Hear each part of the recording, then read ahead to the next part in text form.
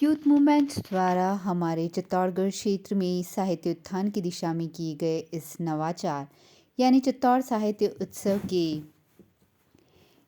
द्वितीय दिवस के तृतीय सत्र में सभी ज्ञान मनीषियों का मैं कृष्णा सिन्हा तहे दिल से स्वागत और अभिनंदन करती हूँ। इस सत्र को शुरू करने से पहले मैं यूथ मूवमेंट के संस्थापक श्री शाश्वत सक्सेना को कुछ शब्द समर्पित करना चाहती हूँ। सुनिएगा कि सुदृढ़ इतिहास है चित्तौड़ का, इस इतिहास में तुम साक्षात हो गए। सुदृढ़ इतिहास है चित्तौड़ का, इस इतिहास में तुम साक्षात हो गए। यूथ मूवमेंट के इस अभूतपूर्व उत्सव में तुम स्वर्ण हस्ताक्षर शाश्वत हो गए।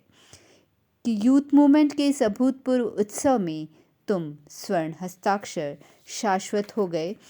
तृतीय सत्र का विषय है लोक में राजस्थानी साहित्य और इस विषय पर हमारा ज्ञानवर्धन करने मंच पर हमारे बीच जो उपस्थित हैं अतिथि वे राजस्थानी भाषा के वे हस्ताक्षर हैं जिन्होंने इस भाषा को मान्यता दिलाने के संघर्ष में अपने जीवन का एक बड़ा हिस्सा दिया है, जो आज किसी परिचय के मोहताज नहीं है। हमारे पहली अतिथि हैं डॉक्टर शारदा कृष्णा, जो कि लेखिका हैं और राजस्थानी संस्कृति के हर पहलू को जन जन तक पहुंचाने के लिए आपने अपनी साहित्यिक गतिविधियों के माध्यम से वर्षों तक कार्य किया है। आप सादलपुर चूरू में जन्मी हैं। संस्कृत, राजस्थानी, हिंदी भाषा की विदुषी हैं। कालिदास के अभिज्ञान शाकुंतलम नाटक का राजस्थानी में आपका अनुवाद शकुंतलारी आलेख ने एक विशिष्ट मुकाम हासिल किया है। पुरस्कारों की एक लंबी फहरिस्त आपकी झोली में है। कई पुरस्कार आपको मिल चुके हैं और आपके साथ यहाँ संवाद करने उपस्थित हैं रीना मैनारिया जी, जो कि राजस्थानी भाषा की मान्यता को लेकर कई सालों से संघर्षरत हैं।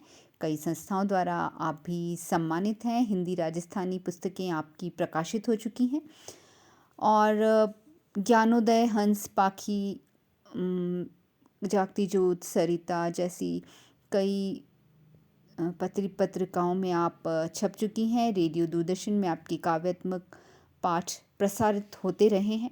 कई पुरस्कार भी आप प्राप्त कर चुकी हैं। आपको मंच मैं संवाद के लिए समर्पित कर रही हूँ। उससे पहले मैं शारदा कृष्णा जी की एक कविता दिन ढले शिकवे शिकायत मंच पर साझा कर आपको आवाज़ देती हूँ कि दिन ढले शिकवे शिकायत रंजिशों की रात है। मर्ज इतना ही नहीं है और भी कुछ बात है। घर हथेली पर उठाए चल रही है चींटियाँ, मस्त गज के पग तले उनकी क्या औकात है।